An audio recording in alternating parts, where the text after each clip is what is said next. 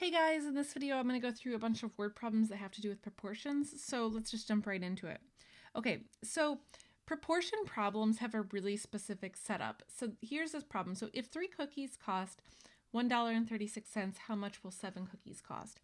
Okay, so the whole thing with proportions is you want to notice what are the two things that you're talking about. In this case, you're talking about cookies and money. So what you want to do for these types of proportion problems is you actually want to write down that, like the two things that you're talking about, write that down as a ratio. So this kind of just gives you a blueprint for how you want to approach the rest of the problem.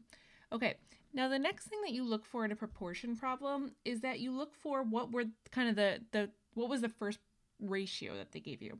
So in this case, 3 cookies were $1.36. So what I want to do is I want to say 3 over 136. And then it says, how much will 7 cookies cost? Okay, so this is the first proportion. That's always where you're going to put the equal sign. After you set up kind of that first ratio, you can continue on. And then this says 7 cookies. So 7, that will go on top, right? That goes with this. And it's asking about what is the cost. So since I don't know what that cost is, that's where I put the x. So that would be the setup for our proportion problem. And then to solve this, so then you're just going to cross multiply. So I'm going to take 3 times x, which is 3x. And then I'll take 7 times 136. And so then that's going to come out to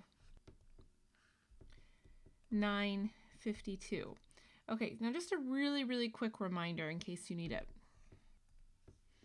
How do you multiply 136 times 7? How would you actually do that? So you actually just multiply as usual. So forget that the decimal point is even there. And so just go ahead and multiply. So I'm going to take 7 times 6, which is 42. And then I'll take 7 times 3, which is 21, plus the 4, which is 25. So I write down the 5, and then I carry the 2 here. And then 7 times 1 is 7 plus 2, which is 9. Okay, so you just go ahead and you do all that multiplication. Then you count what are the total number of decimal points that you see here. In this case, I see 1, 2 decimal points. And so then I will just start here at the end of my number and then carry 1, 2. And so that would be how I'd multiply those things together. So that's just a really quick reminder. So that's where the 952 comes from.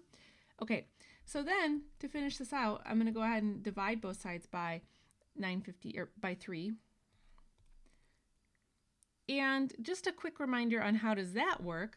So if I want to take 952 divided by 3, so I can set up a long division here.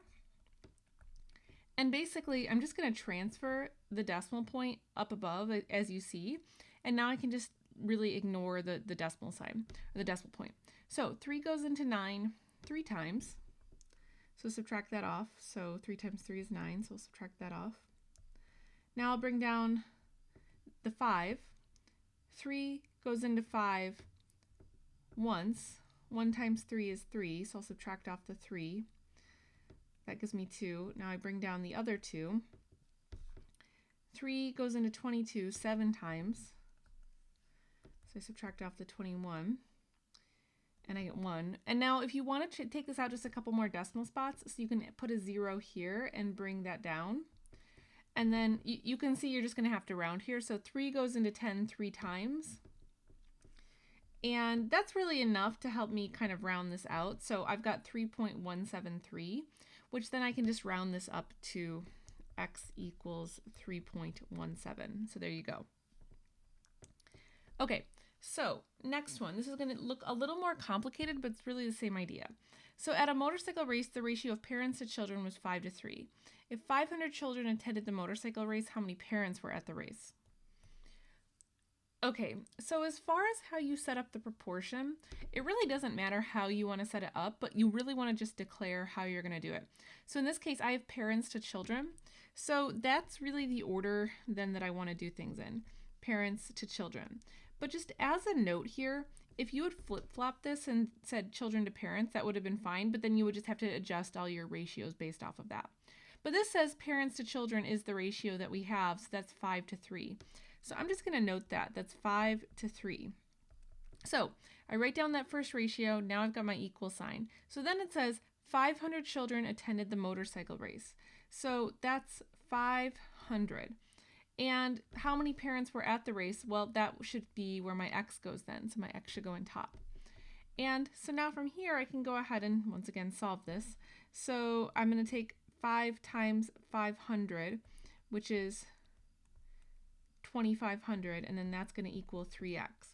So if I divide both sides by 3, I will get that x actually comes out as a decimal. Now you can't have 0.33 of a person, so maybe this is just like an estimate where they're doing some rounding. So we'll just round that up and say 834, since you can't have 0.33 of a person. Okay, and so for the next one, so I would recommend that you actually pause the video here and give this one a try on your own. So see if you can set up the proportion and finish the whole thing. So in this case, it says €1 is equivalent to $1.18 in US money. So how many euros would you get for $25 in US money? So you have really euros to US dollars. So €1 is $1.18. So then it's asking how much would I get for 25 US dollars? So that's what I have to figure out. So if I do the cross multiplication, this is going to be 25 equals 118x.